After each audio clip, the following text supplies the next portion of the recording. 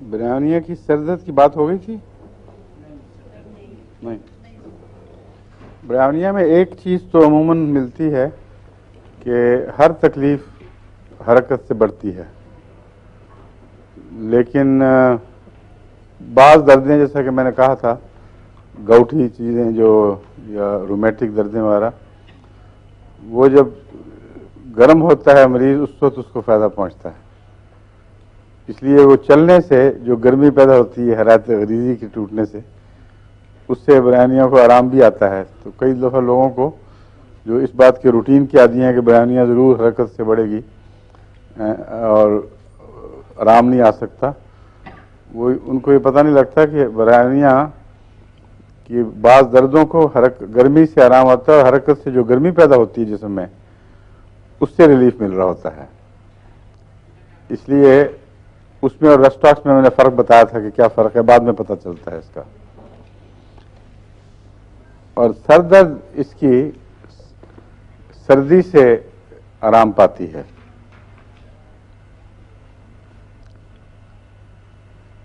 اس کو جتنا ٹھنڈا رکھا جائے اتنا اچھا ہے.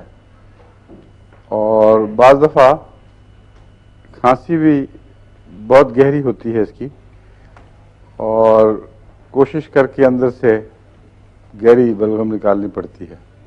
نہ وہ ایم سوری، یہ تو وہ کیس اس وقت بدل چکا ہوتا ہے کسی اور چیز میں، کالی کار وغیرہ میں، وہ بعد میں بتاؤں گا. کاسٹیکم میں بھی یہ علامت ہے، اس کا ذکر پھر بعد میں کروں گا میں. برہنیہ میں کھانسی حرکت سے بڑھتی ہے، شور سے بڑھتی ہے، بیلاڈونا والی علامتیں دکھائی دیتی ہیں.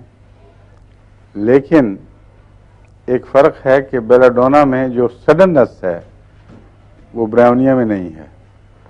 اس میں بیلاڈونا والی علامتیں آہستہ آہستہ پیدا ہوتی ہیں، اور اس کے بعد پھر اتنی شدت پیدا ہو جاتی ہے کہ ہر قسم کی آواز سے تکلیف، ہر قسم کی حرکت سے تکلیف.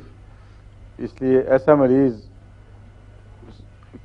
وزٹرز کو اور طبیعت پوچھنے والوں کو بھی سخت ناپسند کرتا ہے، اور اتنا چڑھتا ہے پھر کہ بدتمیزی کی حد تک چڑھ جاتا ہے.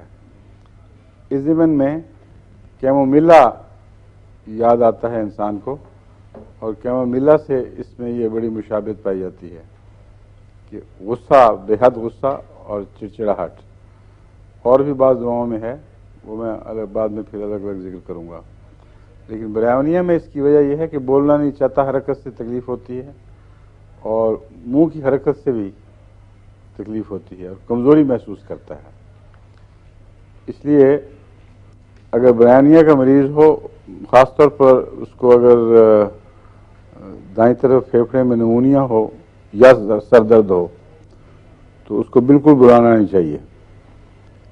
اگر نہیں بلائیں گے تو رفتہ رفتہ غنودگی کی کیفیت میں رہتا ہے، اور اگر مرض وقت پہ درست نہ ہو تو بڑھ کر مستقل بے ہوشی بن جاتی ہے. لیکن بولنا یا حرکت فائدہ نہیں دیتے بالکل. برہنیہ کی سر درد ایسی ہے جس کو ٹھنڈ سے آرام آتا ہے، گدی میں عموماً بیٹھتی ہے یا ماتھے کے سامنے بیٹھتی ہے. برہنیہ میں ایک اور بات ہے خاص طور پر نوٹ کرنے کے لائق کہ اکثر پیاس کی شدت اس کی نمایاں علامت ہے.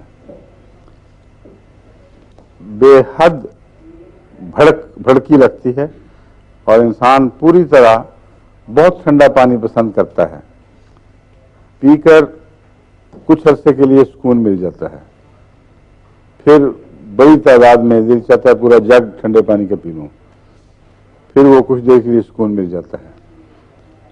جبکہ آرسنک میں آپ کو یاد ہوگا کہ پیاس کی بھڑکی تھوڑا تھوڑا پانی چاہتی رہتی ہے، اور بیک وقت زیادہ پانی نہیں پیا جاتا. گھونٹ گھونٹ پانی کی جو پیاس ہے وہ آرسنک کو یاد دلاتی ہے. بہت زیادہ اکٹھے پانی کی پیاس برہنیوں کو یاد دلاتی ہے. لیکن میرا تجربہ ہے کہ برہنیہ کے کیسز میں بعض دفعہ پیاس بالکل غائب ہو جاتی ہے، اور یہ میں محسوس کیا مختلف لوگوں میں بھی اور اپنے اوپر بھی، جبکہ مجھے برانی فائدہ دیتا تھا. بعض صورتوں میں پیاس غائب ہو جاتی تھی. وہ اس وقت پیاس غائب ہوتی ہے جب معدے میں انفلمیشن ہو کچھ اور منہ میں ایفتھی پیدا ہونے شروع ہو جائیں اور منہ خشک ہو کر بعض دفعہ صبح لکڑی کی طرح اکڑ جاتا ہے، زبان اور سب کچھ، اور پیاس کوئی نہیں ہوتی. اور اس وقت زبان پہ سفیدی مائل طے نہیں بلکہ کچھ زردی بھی آ جاتی ہے اوپر. تو یہ علامت خاص طور پر جلسیمیم کی ہے، لیکن برانیہ میں ظاہر ہو جاتی ہے. اس کے متعلق پہلی دفعہ میں نے کینٹ میں تائیدی بیان پڑھا ہے، اور ڈاکٹر کا مجھے یاد نہیں کسی نے یہ لکھا ہو، مگر کینٹ نے بالکل اسی طرح وضاحت کی ہے کہ بعض دفعہ برانیہ میں پیاس غائب ہو جاتی ہے، لیکن وہ دیگر عمومی علامتوں سے بچانا جاتا ہے نا. جی ایک اور بھی جزاک اللہ. چلیں ہوا چلی تو ہے کچھ.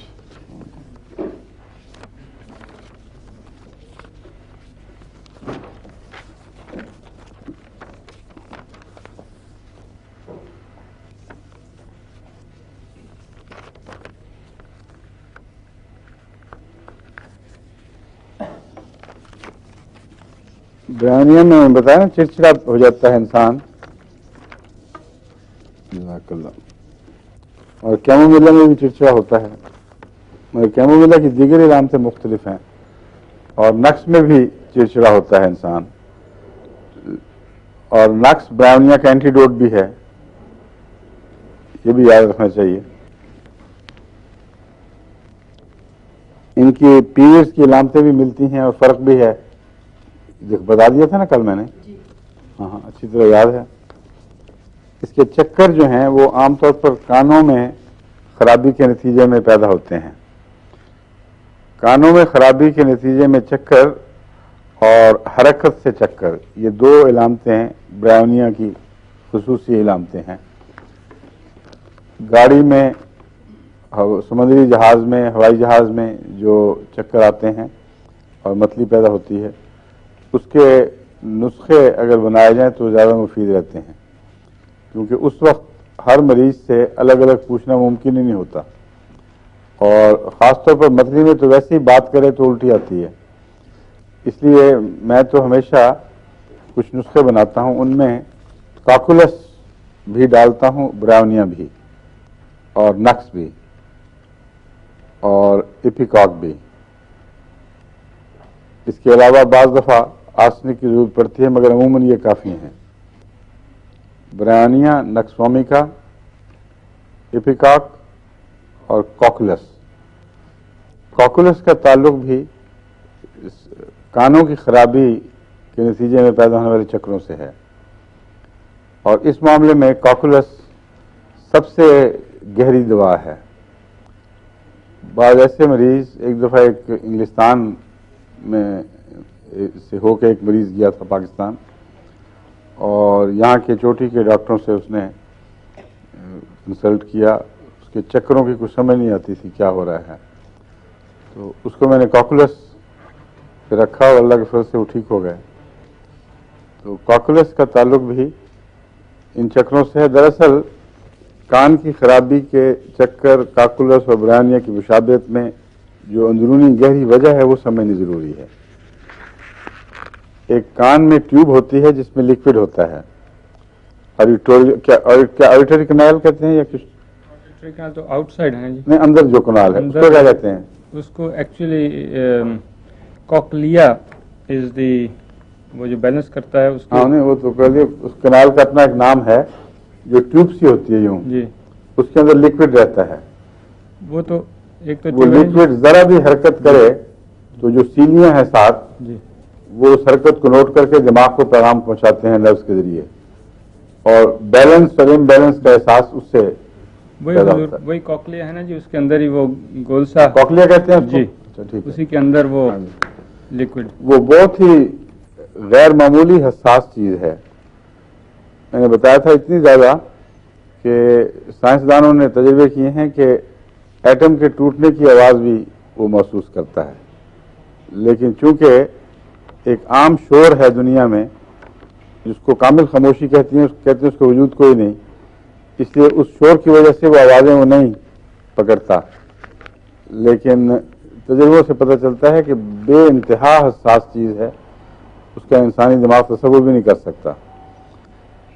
اس میں ایک تو ہے آواز کا محسوس کرنے کا آلہ، دوسرے بیلنس محسوس کرنے کا آلہ، دو چیزیں ہیں جو جن میں کان کام کرتا ہے۔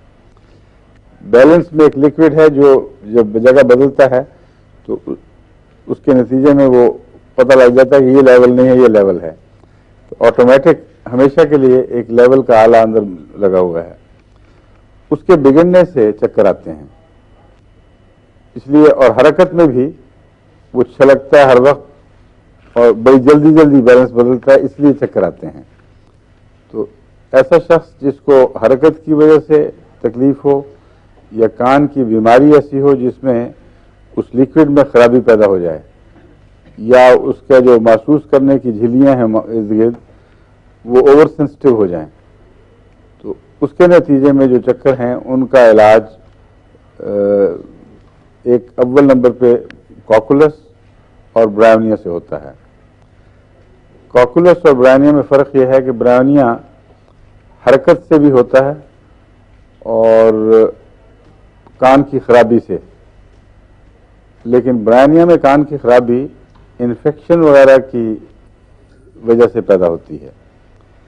کوکولس کی کان کی خرابی حرکت سے بھی ہوتی ہے، لیکن جو دوسری خرابی ہے وہ انفیکشن کی وجہ سے نہیں بلکہ اعصابی خرابی کی وجہ سے ہوتی ہے۔ میں نے جہاں تک استعمال کیے ہیں دوائیں، میرے تجزیے میں ایسے مریض آئے ہیں کہ جہاں ظاہری کان کی کوئی مستقل تعفن والی خرابی موجود نہ ہو اور چکر موجود ہوں، وہاں کوکولس زیادہ بہتر ہے۔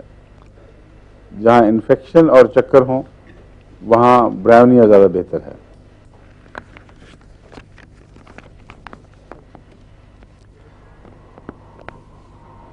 کالے موتیے پر بھی اس کا اثر ہے برائیونیا کا۔ کالے موتیا کی دواؤں میں دو دوائیں ہیں، دونوں میں چکر نمایاں ہیں۔ ایک جلسیمیم، اس میں بھی چکر آتے ہیں، اور اعصاب کی دوا ہے۔ برائیونیا کو میں نے بتایا تھا بہت اس کا دائرہ پھیلا ہوا ہے، ہر قسم کی جھلیوں پر اثر رکھتی ہے اور اعصاب پر بھی کسی حد تک اثر رکھتی ہے۔ کالے موتیا کا تعلق زیادہ اعصاب سے ہے، اور اس میں جلسیمیم 200 اور اس کے ساتھ کیلکیریا فاس اور کالی فاس اگر دی جائیں تو بہت مفید ہیں، لیکن اگر پیاس نہ ہو اور اگر پیاس ہو تو جلسیمیم کی بجائے برائیونیا دی جائے۔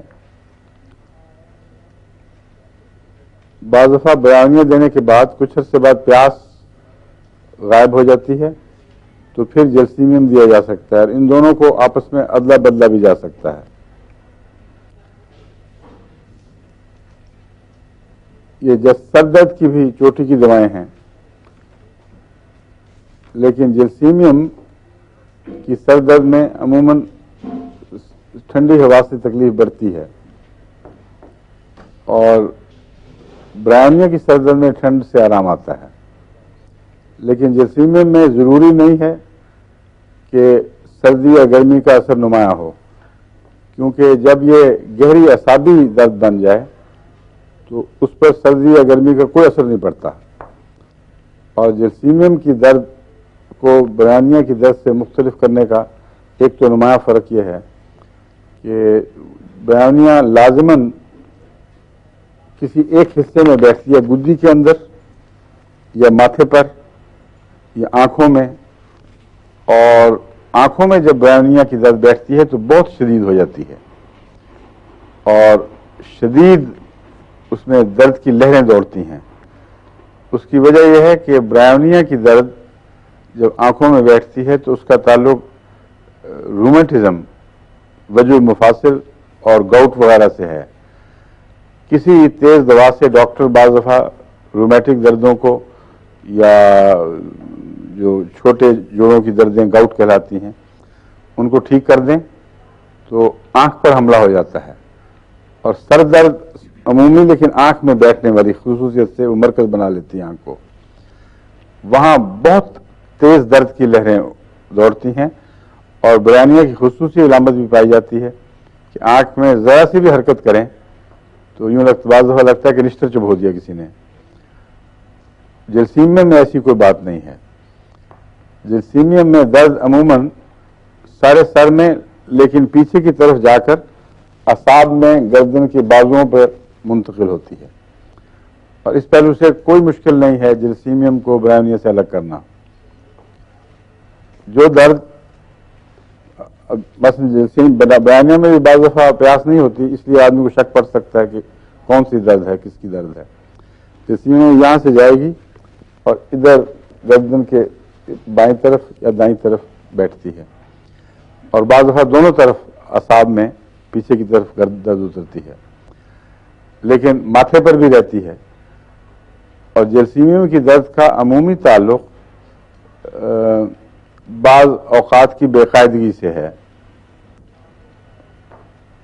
مثلا رات کو اگر آدمی کو 4 گھنٹے سونے کی عادت ہے اور وہ 5 گھنٹے سو گیا ہے تو اس سے بھی جلسیمیم کی درد چھڑ جائے گی۔ اگر زیادہ سونے کی عادت ہے اور کم سویا جائے اس سے بھی درد چھڑ جائے گی۔ ناشتہ ایک خاص وقت پہ خاص طریق کا کرنے کی عادت ہے، وہ وقت تبدیل ہو جائے یا اس کی شکل بدل جائے، مثلا چائے پینی ہے اس کی بجائے کچھ اور پی لیا جائے، تو جلسیمیم کی جو اعصابی تیزی ہے وہ اس کو محسوس کرتی ہے، اور اس کا رد عمل عموماً سر میں درد کی صورت میں ظاہر ہوتا ہے۔ برانیہ کے ان باتوں سے کوئی تعلق نہیں۔ برانیہ کی سر درد بالعموم یا تو رومیٹک طرز کی ہے یا پھر معدے کی خرابی کا اثر پڑتا ہے اس پر۔ اس کے علاوہ برانیہ میں وہ سب دردیں ہیں جو بخاروں سے متعلق ہوتی ہیں۔ ملیریا کی دواؤں میں برانیہ ایک اہم دوا ہے، ٹائیفائڈ میں بہت اہم کردار ادا کرتی ہے، اور ان دردوں میں جو جسم کے کسی حصے میں ہوں بخار کے نتیجے میں، انتڑیوں میں ہوں یا کسی جگہ ہوں، برانیہ میں سر ضرور متاثر ہوتا ہے اور معروف ہونے محسوس ہوتا ہے۔ اس وقت اس کی درد کے ساتھ کچھ ہذیان بکنے کا رجحان بھی پایا جاتا ہے۔ مثلا برانیہ کا مریض جب آنکھ کھولے گا تو یہ کہے گا مجھے گھر لے جاؤ، اگر بولے گا اول تو بولے گا نہیں، حالانکہ اپنے گھر لیٹا ہوتا ہے، تو اس قسم کی بعض اوٹ پٹانگ باتیں کرتا ہے۔ یہ ہذیان ٹائیفائڈ میں عموماً ملتا ہے، لیکن برانیہ کا ہذیان کچھ نرم ہے، اس میں اس قسم کی باتوں کے سوا عموماً ہذیان نہیں ملتا۔ کوئی بار بار بلائے تو غصے سے آدمی اس کو جھڑک دے اور پھر خاموش ہو جائے، از خود نہیں زیادہ بولتا۔ ہائرسیمس اور اسٹیمونیم یہ وہ دوائیں ہیں جن کا ہذیان وائلنٹ ہے، اور سلفر میں بھی ہذیان میں شدت پائی جاتی ہے۔ بیلاڈونا میں ہذیان میں وائلنس پائی جاتی ہے۔ کیوں جی کچھ گر گیا؟ اچھا جزاک اللہ۔ اور بخاروں کے ٹاکسنز کے نتیجے میں یہ ساری باتیں پیدا ہوتی ہیں، اور ان سب سے میں ہذیان کے ساتھ سر درد بھی شامل ہوتی ہے۔ تو اس وقت سر درد کی پہچان اگر ہو جائے تو دوا کی پہچان میں بھی آسانی ہو جاتی ہے، ورنہ ٹائیفائڈ کے جو فرق ہیں باریک وہ کرنے بڑے مشکل ہوتے ہیں۔ ہذیان کے فرق سے بھی آپ کسی حد تک اور سر درد کے مزاج سے کسی حد تک سمجھ سکتے ہیں۔ بیلاڈونا کی سر درد ٹائیفائڈ میں آئے کسی اور بیماری میں آئے، اچانک ہوگی، سر تمتما اٹھے گا، سارا چہرہ تمتما رہا ہوگا، اور اس میں کوئی ایسی کہ خواب خون کم بھی ہو، اس وقت مریض کا جو چہرہ ہے وہ خون سے بھرا ہوا ہوتا ہے اور اس میں خوف نہیں ہوتا، مگر ہذیان میں وائلنس پائی جاتی ہے خوف کی بجائے، مارنا، قتل کرنا، غصے سے جس آدمی کسی کو ٹکڑے ٹکڑے کر دے، ایسی باتیں کرنا. اور اگر پورا پاگل پن بن جائے تو پھر ایسا مریض قابو کرنا سب سے زیادہ مشکل بن جاتا ہے. کمزور ہونے کے باوجود اس میں غیر معمولی طاقت آ جاتی ہے. یہ بیلاڈونا ہے. اور ہائر سمس میں ہذیان جو ہے وہ گند بکنے کی طرف مائل ہوتا ہے، اور اتنی نمایاں علامت ہے یہ کہ بعض دفعہ ڈاکٹر بھی اس کمرے میں ٹھہر نہیں سکتا شرم کے مارے. اگر کسی بچی کو تکلیف ہو اور ماں باپ اور بہن بھائی موجود ہوں اور وہ گند بک رہی ہو تو ڈاکٹر کے لیے بہت ہی امبیرسنگ بات ہے. ان کے لیے تو ہے ہی، لیکن ڈاکٹر کے لیے بھی. وہ ڈاکٹر کو ان کو سمجھانا پڑتا ہے کہ یہ دراصل اس کے خیالات میں کوئی خرابی نہیں ہے. ہائر سمس کی جو انفلیمیشن ہے یہ اعضائے تناسل میں ضرور پائی جاتی ہے ساتھ. اس لیے یہ کمبینیشنز مل کر ہذیان کی کیفیت پیدا کرتے ہیں. جس طرح کینتھرس میں اعضاء میں جو جس نسل کی افزائش کے اعضاء ہیں ان میں کینتھرس میں شدید تحریک پیدا ہو جاتی ہے اور جلن اور بہت ہی خوفناک اذیتناک طور پر اس میں تحریک ہوتی ہے. وہ ایک بیماری کی علامت ہے، کوئی اور علامت نہیں ہے. مگر جو ہائر سمس ہے اس کی جو تحریک ہے اس کا پیشاب وغیرہ سے تعلق نہیں ہے. یہ فرق ہے. کینتھرس میں اور بعض اور ایسی دوسری دواؤں میں جب تحریک پائی جاتی ہے تو وہ پیشاب وغیرہ کے اعضاء میں بھی پائی جاتی ہے اور صرف اس کا جنسی اعضاء سے تعلق نہیں ہے. اور ہائر سمس یہ تفریق کرتی ہے. اس کی علامتیں پیشاب میں ظاہر نہیں ہوتی اور جنسی تحریک اس وقت ہوتی ہے جب دماغ میں بھی تیزی پیدا ہوئی ہو، اور اس وقت پھر وہ بغیر سوچے سمجھے ایک پاگل پن کے حیولے سے دماغ کے سامنے آتے ہیں، وہ مریض بکنا شروع کر دیتا ہے. ایسے مریض کی ایک اور خاص پہچان یہ ہے کہ وہ چیزیں چنتا ہے چٹکیاں بھر بھر کے، کپڑوں کو چنتا ہے، بستر کی چادر کو چنے گا، اور یہ بے قراری اس کی انگلیوں سے بھی ظاہر ہو رہی ہوتی ہے. ہائر سمس میں ایسی کوئی چیز برہمیا میں نہیں پائی جاتی. تو اگر آپ ایک بیماری کا پورا نقشہ ذہن میں رکھ لیں تو اس کے سر درد، اس کی ہذیانی کیفیات، یہ ساری باتیں ایک نظر میں آپ کو بیماری کی مرض کی نشاندہی بھی کر دیں گی اور دوا کی بھی نشاندہی کر دیں گی. اب ٹائیفائڈ کا کیس جیسا کہ میں نے بیان کیا ہے، اس میں خطرہ یہ ہوتا ہے اگر آپ صحیح علاج نہ تجویز کر سکیں. ہومیوپیتھی میں یہ خطرہ ضرور ہے، اور پھر بیچ میں بدلنے کی کوشش کریں اور 2-3 دفعہ بدلیں تو مریض پھر ہومیوپیتھی قابو سے بالکل نکل جاتا ہے. پھر ٹائیفائڈ بالکل رسپونڈ نہیں کرتا، بلکہ ہوا فائدہ بھی ہاتھ سے جاتا رہتا ہے. اس لیے ٹائیفائڈ میں تشخیص کا صحیح ہونا اور بعین ہی نشانے پر بیٹھنا حد سے زیادہ ضروری ہے. اگر ایسا نہ ہو سکے تو محفوظ فارمولہ یہ ہے کہ بعض ایسی دوائیں استعمال کی جائیں جو ہر قسم کے ٹائیفائڈ میں کچھ فائدہ ضرور دیتی ہیں اور اندھیرے میں کوئی تیر نہ چلایا جائے. مگر یہ جو علامتیں میں بتا رہا ہوں یہ اگر ذہن نشین ہو جائیں تو اس میں کوئی اندھیرے کا تیر نہیں رہتا، بڑا کھلا انسان کو معلوم ہو جاتا ہے کہ کون سی دوا ہے.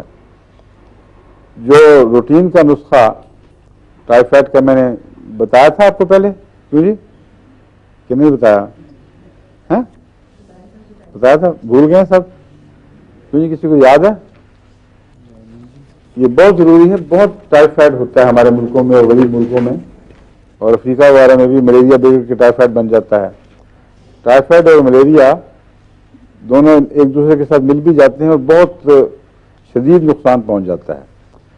ٹائیفائڈ کا جو روٹین کا نسخہ میں نے استعمال میں دیکھا ہے اور الا ماشاء اللہ اس کے علاوہ ضرورت بھی خاص نہیں پڑی، خواہ جان کسی قسم کا ہو، وہ ہے فیرم فاس کالی فاس 6X، دونوں ملا کر بار بار دیے جائیں، اور لاجسٹک بمبارڈمنٹ جو ہے، لانگ رینج ٹائیفائڈ کے اوپر بمبارڈمنٹ، وہ 200 میں پائروجنم اور ٹائیفائڈینم یہ ملا کر دی جائیں۔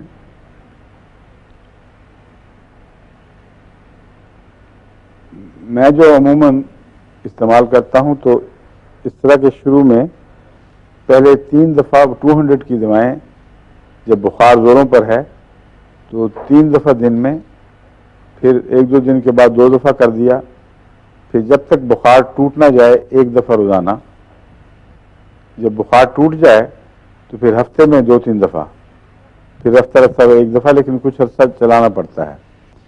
اور فیرم فاس کالی فاس 6X بار بار 5-6 دفعہ دے دیں، کوئی نقصان نہیں۔ اس سے ہذیانی کیفیات اس لیے ٹھیک ہوتی ہیں کہ کالی فاس کا دماغ سے بڑا گہرا تعلق ہے، اور کالی فاس دماغ کے اعصاب کو یا جو نرو سیلز ہیں ان کو غیر معمولی طاقت بخشتا ہے۔ اس لیے معلوم یہ ہوتا ہے کہ ٹاکسین دماغ تک پہنچتی بھی ہو تو اثر کرنے سے کے قابل نہیں رہتی، دماغ کی دفاعی طاقتیں بہت بڑھ جاتی ہیں، تو اس لیے پرسکون رہتا ہے مریض۔ فیرم فاس بخار توڑنے کی چوٹی کی دواؤں میں سے ہے، عام انفیکشن کا مقابلہ کرنے کی، مگر اس میں اور چیزیں مکس کرنے کی کوشش نہ کریں۔ سلیشیا بجائے فائدے کے نقصان پہنچائے گی، کالی میور کی بھی کوئی ضرورت نہیں، یہ انفیکشن کی عام حالات میں اچھی دوائیں ہیں۔ یہ تو ہے عمومی، لیکن اگر ایک علامت پتلے نہایت بدبودار دستوں کی پائی جائے، بہت کھلے کھلے بشک نہ ہوں مگر نہایت خوفناک تعفن ہو، اور مریض کو ویسے کوئی تکلیف زیادہ نمایاں نظر نہ آئے، تو بیپتیشیا اس کی دوا ہے۔ 200 کا نسخہ اسی طرح رہے گا، لیکن بیپتیشیا دن میں 3-4 دفعہ دینے سے غیر معمولی اثر دکھاتی ہے۔ پھر اگر یہ علامت پائی جائے تو پھر فیرم فاس کالی فاس کی ضرورت نہیں ہے۔ بیپتیشیا کے اندر بھی ایسے گندے خوفناک مادے پیدا ہوتے ہیں کہ دماغ پر اثر انداز ہوتے ہیں، لیکن اس کا اثر ونودگی کی صورت میں ہوتا ہے زیادہ تر، یعنی دماغ معوف سا ہو جاتا ہے، اور اس کا جو درد کے احساس والے کلیے ہیں ان پر بھی غنودگی کا اثر ہے۔ اس لیے یہ بیماری بھی پیدا کر رہی ہے، اور بیک وقت اس کے درد کے احساس کو مٹا کر اس کا کسی حد تک علاج بھی کرتی ہے۔ بس بیپتیشیا میں یہ خاص بات ہے کہ بیماری بہت بڑھ جاتی ہے، اور یہاں تک کہ تیزی سے مریض موت کی طرف بڑھتا ہے، لیکن دردوں کے احساس نہیں ہوتے، اور یہی علامتیں اس کے گلے کی خرابی کو دوسرے گلے کی خرابیوں سے الگ کرتی ہیں۔ بیپتیشیا میں نہایت گہری انفیکشن پائی جاتی ہے، گلینڈز اندر تک بعض دفعہ کھائے جاتے ہیں، سفید داغ پیدا ہو جاتے ہیں، ایفتھی منہ میں جس سبرائنیا میں نے بتایا ہے اس میں بھی پیدا ہوتے ہیں، لیکن درد کا احساس نہیں ہوتا۔ بس ایسی انفیکشن جس میں درد کا احساس نہ ہو اور عام تجربہ کہتا ہو کہ درد ہونی چاہیے، وہ بیپتیشیا کو یاد دلائے گی۔ اسی لیے اس کا مریض ہذیانی کیفیات میں اور بے چینی میں مبتلا ہونے کی بجائے زیادہ غنودگی میں رہتا ہے۔ اس کی ٹاکسین میں کوئی ڈپریسنٹ ہے کوئی چیز، جس طرح کی ڈرگز ہوتی ہیں نا جو درد دبانے والی، اس پہ تحقیق نہیں ہوئی ہمارے ہومیوپیتھک میں، مگر اگر تحقیق کی جائے تو اس کو ایکٹیو پرنسپل کو الگ کر کے معلوم کیا جا سکتا کہ کیا چیز ہے وہ۔ بیپتیشیا 30 میں استعمال کرتا ہوں، اور اللہ کے فضل سے کسی اور پوٹینسی کی بھی ضرورت نہیں پڑی۔ برائونیا میں پپڑیاں بننا ہونٹوں کے اوپر کناروں کا پھٹنا، ناک پر کسی جگہ، یہ بھی ایک خاص علامت ہے جو نیٹرمیور کا خصوصی حصہ ہے. اور نیٹرمیور میں نے بتایا تھا کہ برائیونیا کا کرونک ہے، وہ بھی یاد رکھیں. مریض بعض دفعہ اپنی پپڑیاں کو کھیرتا ہے تو خون بھی بہنے لگ جاتا ہے ہونٹوں میں سے، لیکن مجبور ہے کیونکہ بے چینی پیدا ہوتی ہے اور پپڑیاں جمتی چلی جاتی ہیں. اس میں خشکی چونکہ بہت ہے برائیونیا میں، اس لیے برائیونیا کا مریض جب شفا پاتا ہے تو کھلے پسینے آتے ہیں، اور پسینہ رحمت ہے اس سے مریض کے لیے. اخراجات کا رکنا برائیونیا کے مریض کے لیے عذاب بن جاتا ہے، اور اخراجات کا جاری ہو جانا ایک نعمت ہے. خصوصیت سے پسینہ برائیونیا کے مریض کے لیے بہت مفید ہے. بلغم بھی خشک اور چمٹی ہوئی، یہاں تک کہ کھانس کھانس کر بڑی مصیبت سے برائیونیا کا مریض اپنی بلغم کو الگ کرتا ہے. یہ چمٹ رہنے والی بلغم میں ہیپرسلف بھی ایک چوٹی کی دوا ہے، لیکن ہیپرسلف میں لوکلائزڈ وہ خارش اور لوکلائز بلغم چمٹی ہوئی گلے کے اندر، اور عمومی بخار اور وائلنٹ تکلیفیں نہیں ہوتی. برائیونیا کی جو میں بات کر رہا ہوں یہ مثلا ٹائیفائڈ میں یا نمونیا میں اگر ساتھ بلغمی کیفیات ہوں تو اس میں بہت تکلیف دیتا ہے. یہ بلغم جو چمٹا ہے باہر نکالنے کی مریض کوشش کرتا ہے، یہاں تک کہ سر درد شروع ہو جاتی ہے کھانس کھانس کے، اور سر درد کو پھر ہاتھوں سے تھامنا پڑتا ہے بڑے زور سے کیونکہ وہ حرکت سے بڑھتی ہے. ایسا مریض اکثر کپڑے باندھتا ہے بڑے زور زور سے سر کے اوپر. بعض مریض جو کرونک ہیں نا کپڑے باندھے پھرتے ہیں، ان کو برائیونیا استعمال کر کے دیکھنی چاہیے.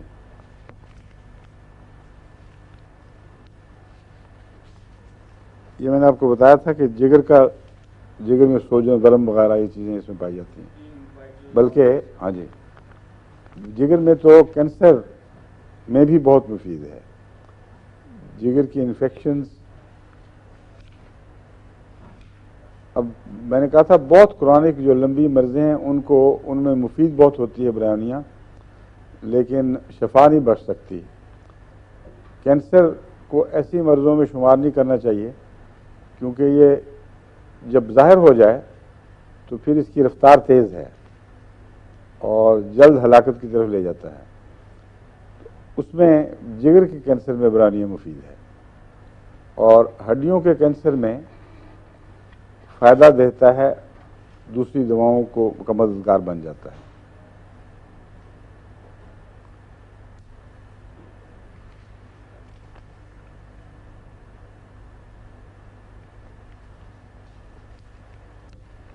عورتوں کے لیے تو اووری کی تکلیف کے لیے بہت اچھی ہے اگر دائیں اووری میں تکلیف ہو، اور بریسٹ میں اگر گٹھلیاں ہوں، خواہ وہ کینسرس ہوں یا غیر کینسرس، اگر ان میں سختی پائی جائے اور حرکت سے درد ہو تو برائیونیا سب سے پہلے استعمال کرنی چاہیے.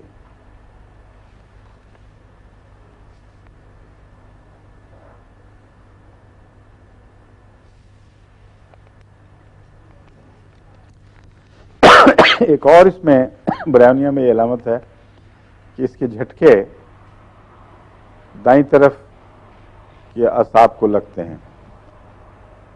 جب دماغ پر اثر ہو جائے بعض بخاروں کے زہریلے مادوں کا، تو ایک علامت یہ زیادہ خطرناک حالت پر پہنچنے کے بعد ہوتی ہے کہ جسم کے ایک سائڈ تیزی سے حرکت کرنے لگتی ہے، جھٹکے دینے لگ جاتی ہے. اس کا مطلب ہے کہ اسپیزم شروع ہو گیا ہے، اور بعض دفعہ پھر اسی اسپیزم کی حالت میں سانس کی نالی میں بھی اسپیزم پیدا ہوتا ہے، اور بچہ خصوصاً بچوں میں ہے یہ بات، مر جاتا ہے. دائیں طرف کے جھٹکوں میں دو دوائیں بہت نمایاں ہیں، ایک برائیونیا اور ایک helleborus niger. HCLLEBROUS Hellebras, NIGER Niger, full stop. یہ بریف ہے کسی چیز کا، ابریویشن ہے. تو ہیلیبرس نائگر یہ دائیں طرف کے جھٹکوں کو جو مسلسل لگتے چلے جاتے ہیں، عموماً اگر یہ باقی علامتیں نائگر ہیلیبرس کی موجود ہوں تو جلدی کنٹرول میں لے آتا ہے. برائونیا کی باقی علامتیں آپ کے لیے سامنے ہیں، پہلے ہی معروف ہیں. اگر برائونیا کی علامتیں موجود ہوں تو دائیں طرف کے جھٹکوں میں برائونیا ہی دینی چاہیے. اس میں ایک اور بات یہ ہے کہ ایک طرف کے جھٹکوں میں خواہ دائیں طرف کے ہوں یا بائیں طرف کے ہوں، ایک اور بھی دوا ہے جو میں نے آپ کو بتائی تھی، کسی کو یاد ہے؟ اور اس کی خاص علامت بھی تھی. کیوں جی؟ خاتون میں سے کون جینیس ہے جو بتائے گی؟ یہ پیر صاحب اگر نوٹ دیکھے بغیر نہیں بتا سکتے.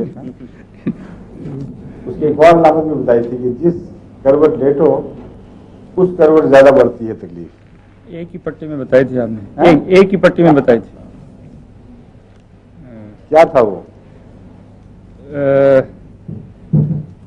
گیریکس تو نہیں تھی غالباً.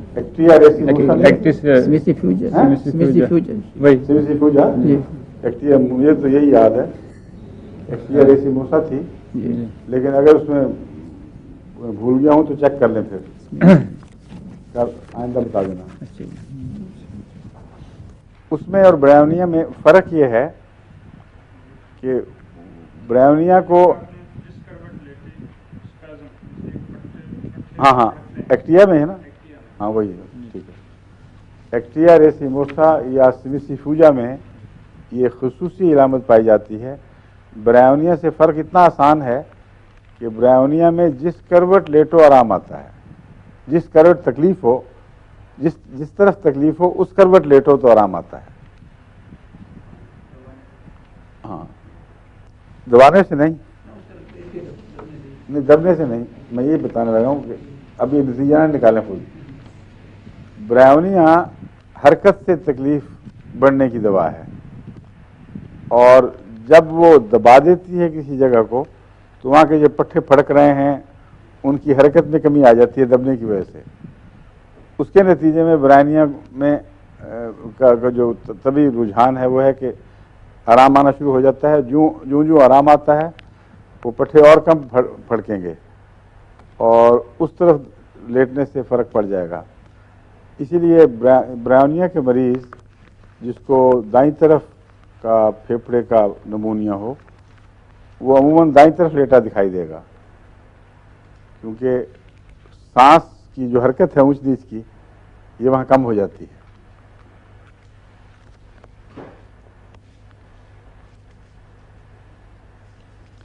سوتے میں بھی جھٹکا لگتا ہے. اس سے بعض سوتے مریض کو جھٹکے لگتے ہیں. یہ کئی مریضوں میں یہ پائی جاتی ہے علامت، اور بہت تنگ کرنے والی ہے. ساری رات نیند خراب ہو جاتی ہے. 2-3 قسم کے جھٹکے ہیں. ایک تو ہے کہ مریض سو جاتا ہے اور سوتے میں جھٹکے لگتے ہیں، اور رات کو جھٹکے لگتے ہیں، بعض دفعہ آنکھ کھل جاتی ہے پھر سو جاتا ہے پھر جھٹکے لگتے ہیں. اس میں برائونیا بھی بہت اچھی دوا ہے، اور بھی کئی دوائیں ہیں، لیکن ایک دوا ہے جو آنکھ لگتے ہی جھٹکا لگتا ہے. وہ سب سے زیادہ اعصاب شکن چیز ہے.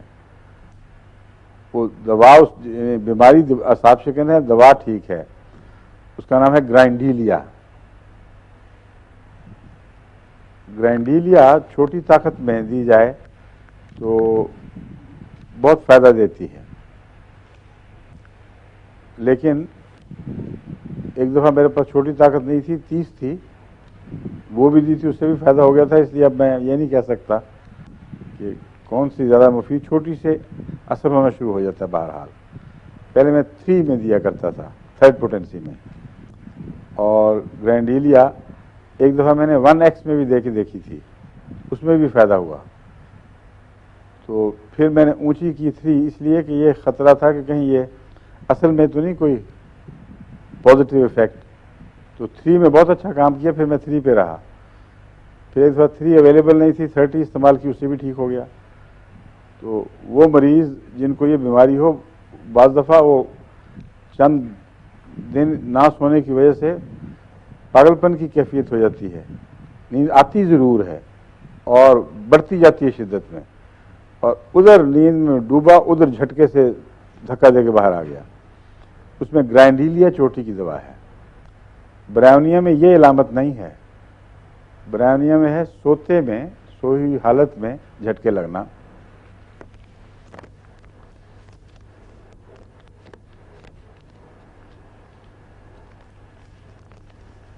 होम्योपैथिक में ये इलामत एक ख़ास 3 इस्तिलाहें हैं, वो पता नहीं एलोपैथिक में भी वैसे इस्तेमाल होती हैं कि नहीं, मगर मैं उनका फ़र्क बताना चाहता हूँ बुखारों में। एक है कंटिन्यूस फीवर्स, रिमिटेंट फीवर्स और इंटरमिटेंट फीवर्स। कंटिन्यूस फीवर्स वो हैं जो एक दफ़ा चढ़े या जानलेवा हुए या छोड़ा पीछा तो जाते रहे। इंटरमिटेंट फीवर्स वो हैं, रिमिटेंट फीवर्स वो हैं जो कुछ ऊंच नीच दिखाते हैं, कभी ज़्यादा हुए कभी कम हुए, लेकिन बुखार टूटता नहीं, जारी रहता है। और इंटरमिटेंट फीवर उसको कहते हैं जिसमें बुखार बिल्कुल टूट जाता है और फिर आता है, फिर टूटता है, फिर आता है। मलेरिया इंटरमिटेंट फीवर कहलाता है, और टाइफाइड अक्सर औकात रिमिटेंट फीवर कहलाता है। टाइफाइड में अगर बुखार टूटे तो फॉल्स, झूठा बुखार टूटता है, क्योंकि इसका फिर दर्जा हरारत गिर के माइनस की तरफ चला जाता है। वो बुखार नहीं टूटा हुआ होता, वो दिफाई कमजोरी की वजह से हरारत गरीबी जवाब दे जाती है। अगर उसको फौरी तौर पर ताकत देकर दोबारा बुखार चढ़ाया ना जाए तो उसी हालत में मरीज मर सकता है। और बच्चों में भी बाज़ दफ़ा टाइफाइड के अलावा भी ये अलामत पैदा हो जाती है। वो ये ज़रूरी नहीं कि सिर्फ रिमिटेंट फीवर में हो, बल्कि कंटिन्यूस फीवर में भी हो जाती है। मसलन नमूनिया है, अचानक बच्चे को नमूनिया हुआ है और कुछ देर के बाद वो ठंडा हो गया है, और बाद माएँ समझती हैं कि आराम आ गया, हालांकि वो सबसे बड़ा खतरे का वक्त है। उस वक्त जिस्म दिफाई ताकतों ने जवाब दे दिया है, इसलिए वो बुखार जो मुकाबले के लिए ज़रूरी है वो ज़ाहिर होना बंद हो गया है। टाइफाइड में भी ऐसा होता है, उसको इंटरमिटेंट नहीं समझना चाहिए, क्योंकि टाइफाइड का मिजाज रिमिटेंट है, इंटरमिटेंट नहीं है। यानी बुखार चढ़ा, फिर कम होके करीब पहुंचा गिरने के, फिर ऊपर चढ़ गया, फिर नीचे आया। इसलिए बुखार की रिमिटेंट की अलामतें अगर इंटरमिटेंट में चली जाएं तो खतरे का अलार्म है। फौरी तौर पर उस बुखार को दोबारा चढ़ाना चाहिए। ये जो है ब्रायोनिया, इसमें ये रिमिटेंट भी है और इंटरमिटेंट भी है। इंटरमिटेंट इसलिए कि मलेरिया में इसकी ब्रायोनिया की ज़रूरत पड़ती है बसा औकात, और रिमिटेंट इसलिए कि टाइफाइड में ये काम आता है। लेकिन दूसरी मर्ज़ों की रफ्तार के मुतालिक मैंने आपको बताया था, वो पहचान भी बहुत उम्दा चीज़ है। वो दवा को पहचानने में मददगार साबित होती है। बाज़ अमराज तेज़ी से आती हैं और तेज़ी से चली जाती हैं या मार जाएंगी आदमी को, बाज़ आहिस्ता आहिस्ता बढ़ती हैं और बढ़ते बढ़ते ऐसी मुज़मिन शक्ल इख्तियार कर जाती हैं कि बाज़ दफ़ा 10-20 साल मरीज़ जिएगा, उन्हीं मर्ज़ों के साथ जिएगा। वो मैं कह रहा था कि ऐसी मुज़मिन इलामतें हैं जिनको ब्रायोनिया क्योर नहीं करता, बल्कि वक्ती फ़ायदे पहुंचा देता है, नरमी पैदा कर देता है। दमा, ज़ियाबितस, ये सारी वो बीमारियां हैं जिनको मैं हकीकी मुज़मिन समझता हूँ। कुछ बीच की हैं जिनमें ब्रायोनिया का ताल्लुक़ है। इस पहलू से ब्रायोनिया آہستہ آہستہ بیماریاں پیدا کرتا ہے اور پھر وہ بیماریاں بڑھ کر اپنی مستقل جگہ بناتی ہوئی نظر آ رہی ہیں. گلینڈز اس کے خراب ہونے شروع ہو جائیں گے تو بڑھتے رہیں گے. اس پہلو سے کاسٹیکم سے یہ ملتا ہے. کاسٹیکم میں بھی رفتار آہستہ ہے لیکن مسلسل خرابی کی طرف مائل، اور رفتہ رفتہ وہ جو جن جگہوں میں جن اعضاء میں یہ بیماریاں اثر دکھا جائیں وہ پھر ان میں بنیادی تبدیلیاں ہونی شروع ہو جاتی ہیں. وہ تبدیلیاں فائبر، جسم کے فائبر میں پیدا ہوتی ہیں اور گلینڈز میں پیدا ہوتی ہیں. گلینڈز انڈیوریٹ ہو جاتے ہیں، یعنی ان کے اندر مادے بیٹھ بیٹھ کر وہ وقتی طور پر پھولتے نہیں ہیں جو پھر ٹھیک ہوئے تو ہٹ گئے واپس اپنے اصل سائز پہ آ گئے. وہ مستقل بڑے ہونے شروع ہو جاتے ہیں اور گٹھلیاں بن جاتے ہیں. ایسا ہی برائنیم میں پائی جاتی ہے بات کہ اس کے جو اعصابی تکلیفیں وغیرہ اگر ٹھیک نہ ہوں تو مستقل طور پر متورم ہو کر پھر وہ جیسا فوسلائز چیز ہو جاتی ہے اس طرح اس کے اندر مادے بیٹھ بیٹھ کے ان کو اعضاء کو تکلیف بھی پہنچاتے ہیں اور مستقل طور پر ان کے اندر حیاتی تبدیلیاں پیدا کر دیتے ہیں. برائونیا کو آرنیکا کے حوالے سے بھی خاص طور پر یاد رکھنا چاہیے. آرنیکا چوٹوں کی دوا ہے، میں نے آپ کو بتایا تھا، اور خون جسم میں جمتا ہے اس کو یہ آرنیکا فوراً دور کرتا ہے. اگر کرونک ہو جائے آرنیکا کی تکلیف، مثلا گھٹنے میں چوٹ لگی تھی کبھی، گھٹنے کی چوٹ جو ہے اس کی یادداشت بڑی پکی ہے، بعض دفعہ 50 سال کے بعد واپس آ جاتی ہے. اور فٹ بالر کو جو کھیل کا مزہ بڑھاپے میں پتہ لگتا ہے کیا ہوتا ہے، جوانی میں نہیں پتہ چلتا، کیونکہ گھٹنے کی چوٹ کینہ ور ہے جو ایک دفعہ غصہ اپنا دبا کے بیٹھ جاتی ہے، جوانی میں تو نہیں نظر آتی، بڑھاپا ہو تو ابھر آتی ہے. ایسی صورت میں آرنیکا کام نہیں کر سکتا، اور عام طور پر ڈاکٹر کہتے ہیں کہ آرنیکا نہیں دیا جائے گا کیونکہ وہ آرنیکا کا وقت گزر چکا ہے. لیکن میرا تجربہ ہے کہ اگر برائونیا کے ساتھ عدل بدل کر دیا جائے یا بعض دفعہ ملا کر دیا جائے تو برائونیا بہت بہتر کام کرتی ہے بجائے اس کے کہ اکیلی دی جائے.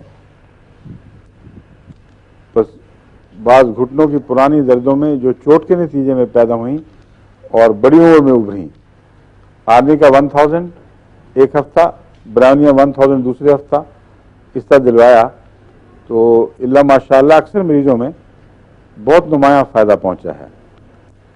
لیکن اس سلسلے میں ایک بات خاص طور پر پیش نظر رکھنی چاہیے کہ اگر ہڈیوں میں حیاتی تبدیلیاں پیدا ہو چکی ہوں، ہڈیاں کھائی گئی ہوں یا ان کے بعض حصے آگے بڑھ کر نوکیں بنا چکے ہوں، تو اس کا علاج نہ آرنیکا سے ہوگا نہ برائونیا سے ہوگا. یہ سرجری کا دائرہ ہے، اور جو میڈیسن کا دائرہ ہے وہ سرجری کے دائرے پہ آ کر ختم ہو جاتا ہے. الا ماشاء اللہ سوائے اس کے کہ بعض ایسی امراض ہیں جن کو ایلوپیتھ سرجری کے دائرے میں شمار کرتے ہیں کیونکہ ان کے پاس اس کی دوا نہیں ہوتی، لیکن ہومیوپیتھ اس کو میڈیسن کے دائرے میں، طب کے دائرے میں شمار کرتے ہیں کیونکہ وہ امراض ہومیوپیتھک اثر سے ٹھیک ہو جاتی ہیں. مثلا یوٹرس کی گٹھلیاں ہیں اور ایسی کئی چیزیں ہیں. تو بارہا میرے تجربے میں آیا ہے کہ ان کو اللہ تعالیٰ کے فضل کے ساتھ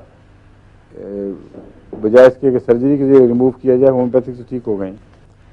جگر کے کینسر میں بعض دفعہ ڈاکٹر اصرار کرتے ہیں کہ ضرور آپریشن ضرور کرنا چاہیے، اس کا اور کوئی علاج نہیں، مگر اگر ہومیوپیتھک علاج کیا جائے تو جگر نارمل سائز پہ بھی آ جاتا ہے اور وہ سرجری کا کیس نہیں رہتا. مگر جس زمین میں اب میں بات کر رہا ہوں وہ گھٹنے کی ہڈیوں کی شکلیں بگڑنا ہے. یہ بعض دفعہ انگلیوں یا کلائی کی ہڈیوں میں بھی یہ بات پیدا ہو جاتی ہے. اس کا میرے علم میں کوئی ہومیوپیتھک علاج نہیں ہے. اگر کسی ہومیوپیتھک علم میں ہو تو مجھے بھی بتائے. ایسے مریض کو ضرور سرجری کا مشورہ دینا چاہیے. اور آج کل تو مصنوعی گھٹنے آسانی سے مل جاتے ہیں. ہماری خدیجہ نذیر صاحبہ، ڈاکٹر نذیر صاحب مرحوم کی بیگم، وہ کافی معمر ہے، میرا خیال ہے ان کی عمر 70 سے تو اوپر یقیناً ہوگی. ان کو یہ تکلیف تھی، میں علاج کرتا رہا، کچھ فائدہ پہنچتا تھا، کہتی تھی ہاں بس چلنے پھرنے کے قابل ہو گئی، مگر بات بنتی نہیں تھی. تو ان سے میں نے کہا بے شک آپریشن کروائیں اور جوڑ بدلوائیں. انہوں نے جوڑ بدلوایا، وہ اب کو دوڑی پھرتی ہیں ہر طرف. ساری صحت پہ اثر پڑتا ہے گھٹنوں سے. تو گھٹنے کے معاملے میں ہومیوپیتھ کو ضد نہیں کرنی چاہیے کہ جی ٹھیک ہو جائے گا آپ انتظار کریں. گھٹنا بڑا ضدی ہے اور جن مرضوں کو ایسا بٹھا لے اس کو آسانی سے چھوڑتا نہیں. تو وہ گھٹنے جن میں پرانی چوٹیں جاگی ہوں لیکن ہڈیوں میں بگاڑ پیدا نہ کر سکیں، ان میں آرنی کا 1000 اور برانیہ 1000 باری باری مفید ہوتی ہیں. ہڈیوں میں جو ایک اور قسم کی تبدیلی ہوتی ہے وہ ہے ہڈیاں بھرنی شروع ہو جاتی ہیں. ایک ہے اس میں پروٹروٹ کرتے ہیں ہڈیوں کے بعض ٹکڑے، وہ سخت سخت گولے یا انگلیاں جیسی بن کے باہر، وہ اور بیماری ہے. ایک ہے ہڈی کا جو نظام ہے وہ اندر سے کھایا جاتا ہے اور ریڑھ کی ہڈی میں اور اس طرح بیماریاں یہ پیدا ہو جاتی ہیں. ان میں جو اچھا اثر کرنے والی دوائیں ہیں ان میں اکیلی برائیونیا کافی نہیں ہے، مگر فاسفورس ان میں گہرا اثر رکھتی ہے.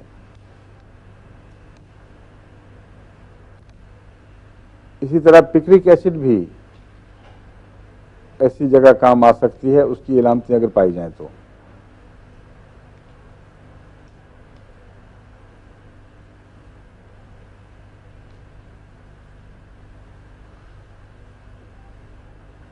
گلینڈز میں برائیونیا کو فائٹولاکا سے مقابلہ کر کے دیکھنا چاہیے. فائٹولاکا میں بھی انڈیوریشنز ہیں، یعنی گلینڈز کے اندر مرض بیٹھ جائے اور وہ پھول جائے، اور برائیونیا میں بھی ہیں.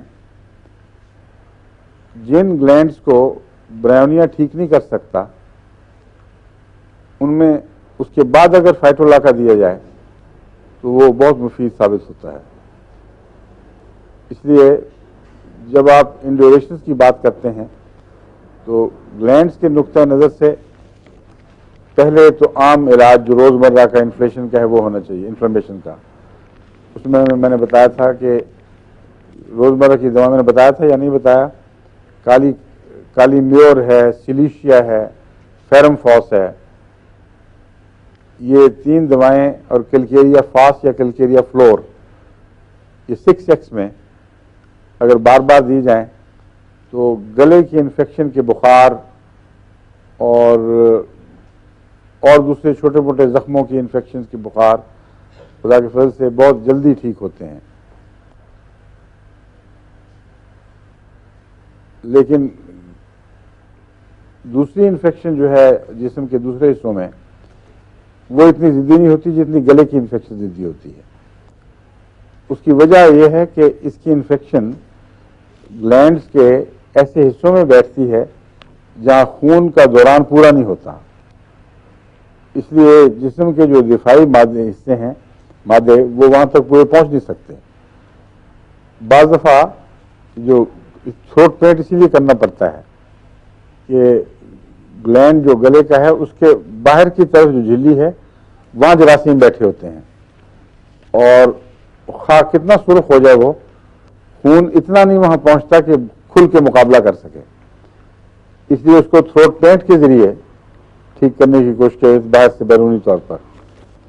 لیکن کوئی بھی وجہ ہو، گلے کے بخار ضدی ہیں، ان میں اگر 2 دن کے اندر اندر یہ دوائیں فائدہ نہ دیں تو ایک علامت ایسی ہے جس کو دیکھنا چاہیے، اگر وہ آپ کے لیے رہنما بن سکتی ہے.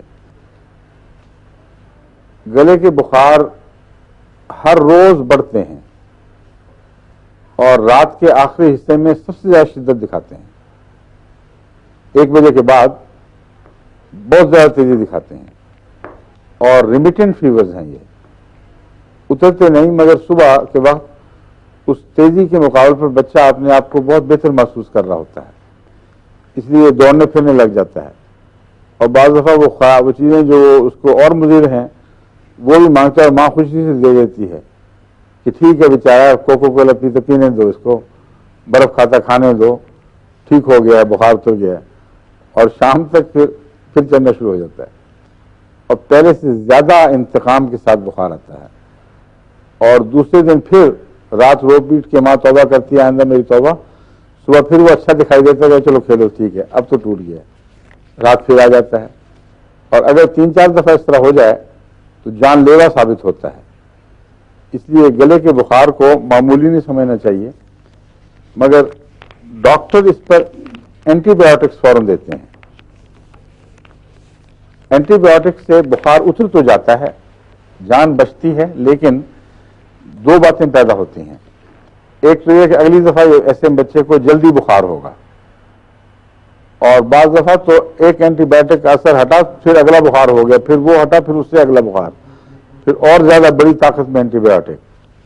تو ایسے بچے کے مریض, ایسے بچے کا جگر بالکل رہ جاتا ہے, بھوک ختم ہو جاتی ہے, وہ ویسے ہڈیوں کا ڈھانچہ بن جاتا ہے, چڑچڑا سوکھا سالا بچہ, اور گلے پھولنے شروع ہو جاتے ہیں. اینٹی بایوٹک کے باوجود انڈیوریشن نہیں جاتی. بخار جس حالت میں ہٹا ہے گلینڈ کو وہیں پھولا ہوا چھوڑ جاتا ہے, اور جب اگلا بخار آیا اس نے تھوڑا سا اور پھلا دیا. ایسے بچوں کے گلے کی گٹھلیاں باہر بھی محسوس ہونے لگتی ہیں. اس لیے اینٹی بایوٹک سے بچانے کی کوشش کرنی چاہیے. جو نسخہ میں نے دیا ہے, اس نسخے میں اگر اکیلے طاقت نہ ہو تو اس کے ساتھ سلفر اور پائروجینم ملا دیں 200 میں. وہ بتاتا ہوں ابھی, اور میں دوبارہ شروع سے دکھا دیتا ہوں. سلفر 200,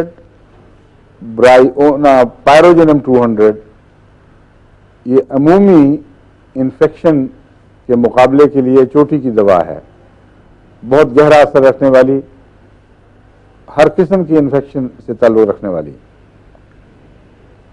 پائروجینم کا تو ٹائیفائڈ سے بھی ہے, مگر سلفر کی بجائے ٹائیفائڈ کی صورت میں ہم ٹائیفائڈینم دیتے ہیں سلفر کی بجائے. وہ یاد رکھے, وہ ایک استثناء ہے. مگر سلفر اور پائروجینم بخار کی حالت میں دن میں 2-3 دفعہ, دوسرے دن 2 دفعہ, تیسرے دن 1 دفعہ, وہی جو پہلا فارمولہ میں نے بتایا تھا اس سے اس کو رفتہ رفتہ کم کریں. لیکن فیرم فاس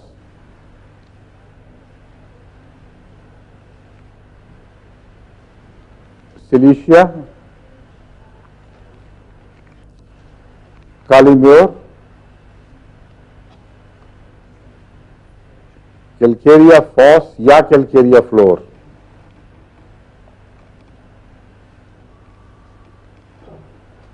کیلکیریا فلور عموماً زیادہ کرونک موقعوں پر جب انڈیوریشن زیادہ ہو جائے اس وقت کام آتی ہے, کیونکہ یہ سخت گٹھلیوں کو گھولنے کے لیے اچھی دوا ہے. مگر روزمرہ کے لیے کیلکیریا فاس کافی ہے, اور یہی رکھنی چاہیے. فیرم فاس, سلیشیا, کیلکیریا فاس, کالیمیور, یہ ملا کر شروع میں 15-20 منٹ کے وقفے سے 2-3 خوراکیں دی جا سکتی ہیں.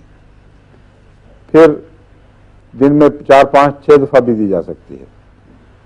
جو علامت میں کہنا چاہتا تھا نوٹ کرنے والی ہے, اس کا جب بخار ٹوٹتا ہے تو رات کے آخری حصے میں بچے کو ریلیف ملتا ہے بجائے شدت ہونے کے. شروع میں کچھ زور مارتا ہے, جب فائدہ ہونا شروع ہو تو جو اس کا چوٹی کا وقت ہے وہ اس کا کمزوری کا وقت بننا شروع ہو جاتا ہے. دوسرے دن رات کے پچھلے حصے میں آرام سے بچہ سوئے گا, اور تیسرے دن تک یا بخار ٹوٹ جائے گا یا بالکل واضح طور پر کنٹرول میں آ جائے گا. وقت ہونے والا ہے نا, آپ بے چین ہو رہے ہیں کچھ. یہ جب یہ آرسنک کا کیس بن جائے مجھے سمجھ آ جاتی ہے کہ وقت ہو گیا ہے. تو ایسی صورت میں بالکل صاف دکھائی دیتا ہے کہ اللہ تعالیٰ کے فضل سے بچہ رسپونڈ کر رہا ہے، یعنی اس کے متاثر ہو رہا ہے. اگر یہ دوائی آپ دے رہے ہیں اور رات کے آخری وقت کی تیزی اسی طرح ہے تو خطرہ ہے، یا دوا بدلیں اور کوئی اور علاج کریں. ایسی صورت میں اگر درد زیادہ نہ ہو گلے میں، یعنی بچہ اس عمر میں ہو بتا سکتا ہو، اور بدبو زیادہ ہو منہ سے، عفونت بیپتیشیا کی علامت ہے. بیپتیشیا جہاں بھی پائی جائے گی عفونت ہوگی، اور بے چینی اور غصے کی بجائے غنودگی کا میلان زیادہ ہو تو ایسے بچے کو بیپتیشیا اینٹی بایوٹک سے بچا سکتی ہے اللہ تعالیٰ کے فضل کے ساتھ. تو اس لیے یاد رکھیں 30 میں وہ 6X میں تھیں. ان دواؤں کے اندر خدا کے فضل سے جو مریض میرے پاس آتے ہیں اکثر ٹھیک ہی ہو جاتے ہیں. شاذ یہ طور پر کوئی ایسا ہو شاید جو نہ ہوا ہو، اس لیے کسی بچے کو اینٹی بایوٹک کی ضرورت نہیں رہتی.